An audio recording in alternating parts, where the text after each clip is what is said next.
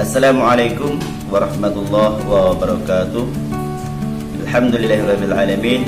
Wassalatu wassalamu ala asyrafil anbiya'i wal mursalin sayyidina Muhammadin wa ala alihi wa sahbihi ajma'in, amma ba'du.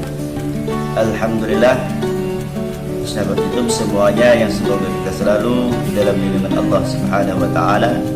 Adapun berjumpa lagi di channel Bang Usman, yang insyaallah pada kesempatan video kali ini Bang Usman ingin berbagi ilmu pengetahuan di dalam memahami agama, yang mana dalam tema umat bertanya, Islam menjawab. Insyaallah mudah-mudahan apa yang menjadi tayangan ini sangat bermanfaat bagi kita semua, dengan harapan semoga kita dapat memahami agama ini secara kafah, dan berharap agar akhir kehidupan kita dalam keadaan husnul khatimah. Namun para sahabat, sebelum menyaksikan tayangan Bang Usman, maka jangan lupa setelah yang satu ini.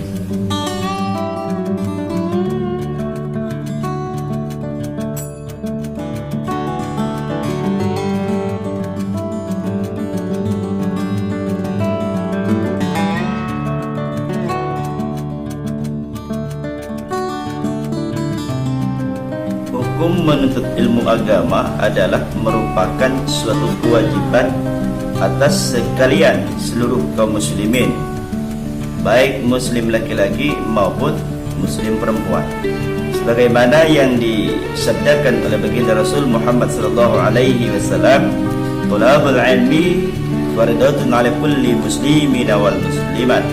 Bila engkau mengakui seorang muslim, baik muslim laki-laki maupun muslim perempuan, wajib untuk menuntut ilmu dari mulai ayunan hingga sampai ke liang lahat.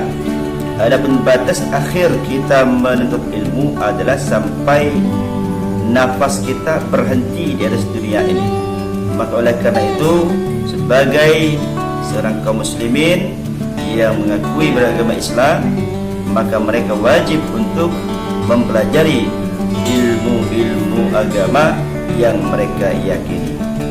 Adapun yang diwajibkan di dalam menuntut ilmu agama itu adalah mereka-mereka yang mengaku beriman kepada Allah Subhanahu wa taala dan mengaku beriman kepada Rasulullah sallallahu alaihi wasallam. Yang kedua, yang diwajibkan di dalam menuntut ilmu agama Allah Subhanahu wa taala adalah sudah berakal dan besar, atau disebut dengan sudah akil balil. Bila akalnya sudah dapat membedakan mana yang baik, mana yang buruk, mana yang salah dan mana yang benar, dan mereka pun telah remaja atau masa akil balilnya datang, maka tidak ada alasan tidak untuk menuntut ilmu. Yang ketiga, orang-orang yang diwajibkan di dalam menuntut ilmu Allah Subhanahu wa taala adalah setiap yang namanya dari non-muslim yang hijrah kepada muslim setelah mereka meyakini Islam menjadi keyakinannya, maka wajib bagi mereka untuk mempelajari, memahami daripada Islam secara kafah, sehingga sampai mereka mengamalkan Islam itu sendiri. Yang keempat, orang-orang yang diwajibkan di dalam menuntut ilmu agama, khususnya di dalam Islam, adalah mereka tiada berhalangan, tiada uzur syar'i, artinya tiada penyakit dan lain sebagainya, maka tidak ada halangan, tidak ada alasan mereka untuk tidak mempelajari atau menghadiri daripada mengikuti pengajian ilmu-ilmu agama Allah Subhanahu wa taala.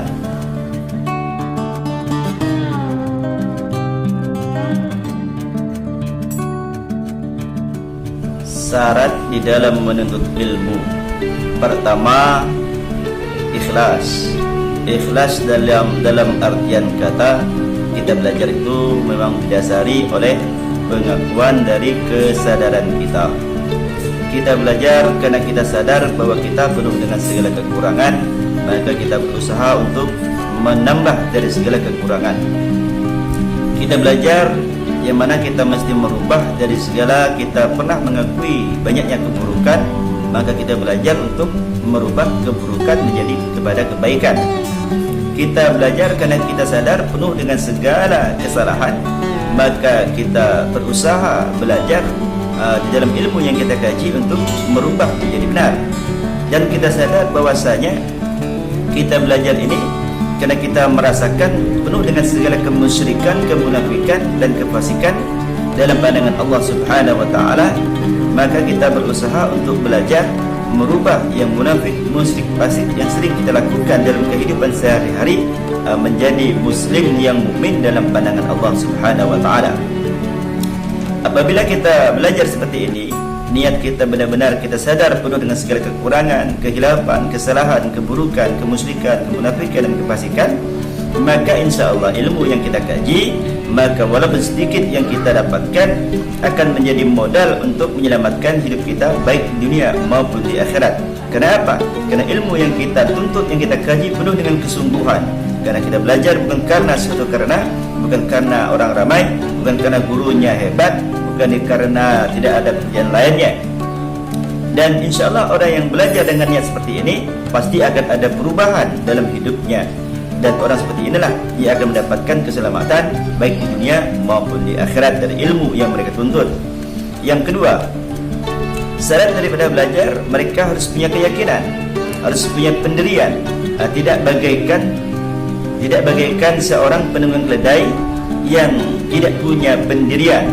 Mereka sudah mendapatkan jalan yang lurus dan akal mereka dapat menerima dari segala apa yang dikaji oleh para guru-guru mereka.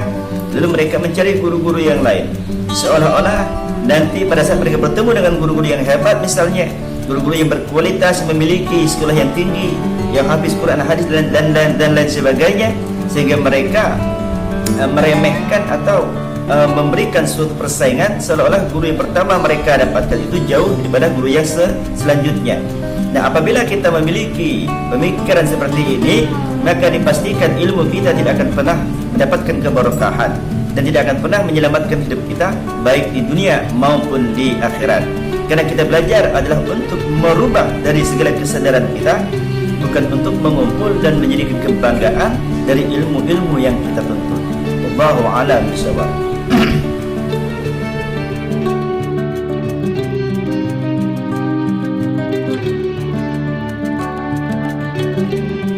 Hukum di dalam mengenal ilmu di dalam agama kita, yaitu ada dua perkara. Pertama, kita mesti mengenal yang namanya ilmu fardu ain. Ilmu fardu ain ini adalah ilmu yang sifatnya wajib atas sekalian muslim untuk mengkajinya dan wajib atas sekalian muslim untuk menyatakan dalam kehidupan sehari-hari dari ilmu yang mereka kaji. Yang kedua adalah ilmu fardu kifayah. Ilmu fardu kifayah ini sifatnya apabila tidak kita tuntut, tidak ada penekanan dalam penekanan hukum atau kewajiban mutlak, tidak. Kerana apabila masih ada yang mempelajari atau masih ada yang mengetahui tentang ilmu-ilmu fardu kifayah, walaupun kita tidak menuntut secara penuh, maka tidak ada penekanan dan kewajiban yang mutlak bagi setiap kaum muslimin. Apa-apa yang dipelajari dalam ilmu fardu kifayah, misalnya mengenal daripada ilmu tentang nur Allah atau nurullah, mengenal tentang nur Muhammad, mengenal tentang sejarah-sejarah asal muasal terjadinya alam semesta dan lain sebagainya. Nah, ilmu seperti ini sifatnya adalah fardu kifayah yang tidak ada penekanan kewajiban dalam menuntutnya. Tetapi kalaupun kita ingin mendalam lebih banyak di dalam memahami rahasia-rahasia penciptaan, maka itu kembali kepada hukumnya jaiz, artinya boleh ataupun tidak, karena tidak ada pemaksaan. Karena selama masih ada yang memahami ilmu fardu kifayah ini, maka kita tidak ada penekanan dalam kewajiban untuk mengkajinya. Berbeda dengan fardu ain. Fardu ain tidak ada tidaknya wajib atas sekalian muslim untuk mengetahui ilmu fardu ain. Wallahu a'lam bishawab.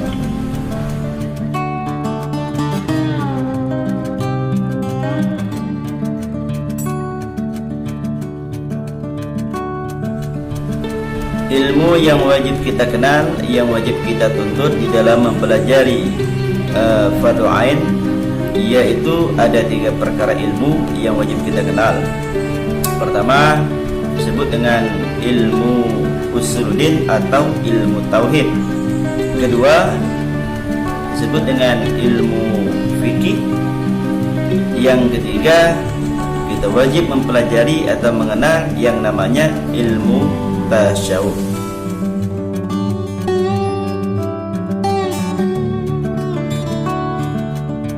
Tujuan kita mempelajari ilmu tauhid pertama adalah agar memantapkan akidah kita dari segala ketentuan yang telah ditakdirkan Allah Subhanahu wa taala, baik berupa keburukan maupun berupa kebaikan.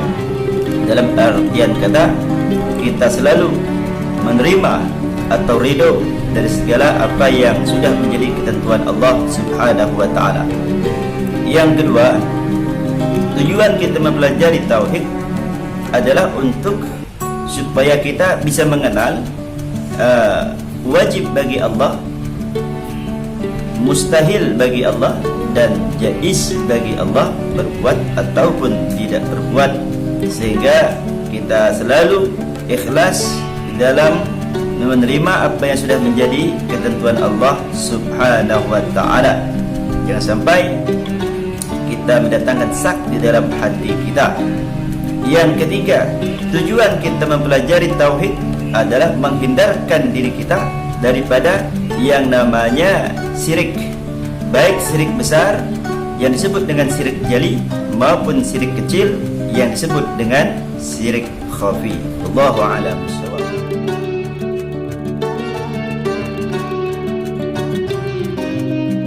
Adapun tujuan kita mempelajari ilmu fikih adalah agar kita dapat mengetahui perkara-perkara yang mengesahkan segala amal ibadah. Yang pertama, jadi apa yang kita pelajari di dalam ilmu fikih atau ilmu syariat ataupun ilmu hukum adalah kita mesti mengenal yang namanya halal haram, makruh mubah, sah batal, wajib sunnah, rukun syarat dan lain sebagainya yang telah diatur di dalam hukum Islam. Yang kedua, tujuan kita mempelajari ilmu fikih agar kita menjadi manusia yang beradab baik terhadap manusia yang lainnya. Dan yang ketiga, tujuan kita mempelajari ilmu fikih adalah pembeda antara kita sebagai manusia yang sempurna dengan makhluk Allah yang bernama hewani. Jangan sampai nanti kita bertubuh manusia tetapi bersifat hewani. Maka oleh karena itu, setiap kehidupan kita sehari-hari diaturlah oleh yang namanya hukum fikih atau ilmu syariat. Dan oleh karena itu, bersahabat, sangat wajiblah kita untuk mempelajari yang namanya ilmu fikih, walaupun hanya sebatas untuk mengesahkan, karena ini sangat berkaitan dengan yang namanya hubungan kita kepada Allah Subhanahu wa taala. Karena bila rukun dan syaratnya tidak terpenuhi, maka secara hukum tidak sah kita di dalam beribadah kepada Allah Subhanahu wa taala. Adapun batal dalam perkara fikih adalah misal kita ingin melaksanakan solat, namun kita tidak mengetahui tata cara bagaimana cara berwudu atau tidak memahami tentang cara beristinja dengan baik. Maka oleh karena itu, karena kita tidak mengerti dan tidak tahu tentang cara beristinja maupun berwudu, maka tidak sah apabila kita melaksanakan solat di dalam menyembah kepada Allah Subhanahu wa taala. Oleh karena itu pun, di dalam kita mempelajari ilmu fikih atau ilmu hukum ini, jangan sekali-kali kita setelah kita mengetahuinya, kita menghukum orang lain. Karena pada hakikatnya kita mempelajari ilmu fikih adalah untuk menghukum diri kita, bukan untuk menghukum orang lain. Alangkah sangat meruginya bila kita sudah mengenal ilmu-ilmu fikih atau ilmu hukum, tetapi kita hanya sebatas menjadi kebanggaan akhirnya kita memvonis ataupun menghukum orang-orang yang tidak sama dengan apa yang kita pelajari tadi. Maka hindarkan diri kita dari hal-hal tersebut. InsyaAllah ilmu yang kita pelajari akan menjadi benteng untuk menyelamatkan iman dan Islam yang ada pada diri kita masing-masing. Wallahu a'lam bishawab.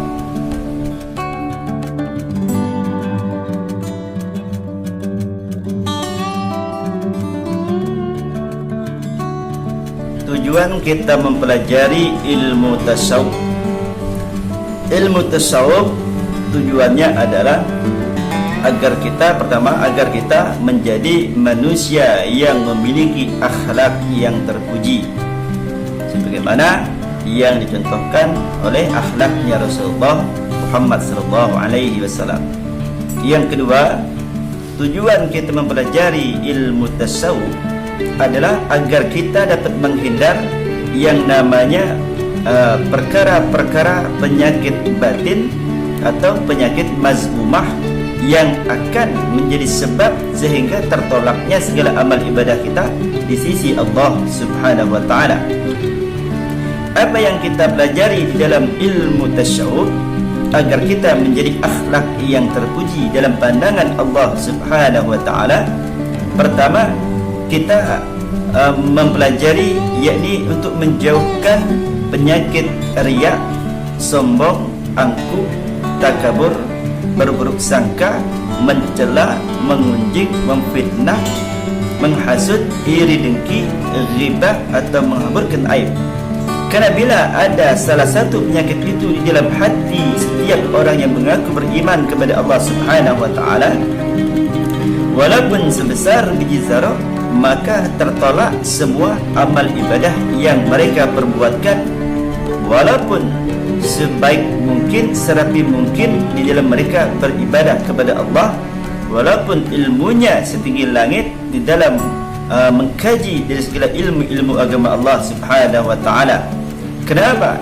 Kerana Allah Subhanahu wa taala menjelaskan di dalam Al-Quranul Karim yang artinya, apabila di dalam diri hamba-hambaku memiliki dua penyakit, yang pertama penyakit riya, yang kedua penyakit buruk sangka, walaupun sebesar biji zarah, maka kata Allah, setelah kami hitung-hitungkan amal ibadahnya, maka Allah jadikan debu-debu yang berterbangan.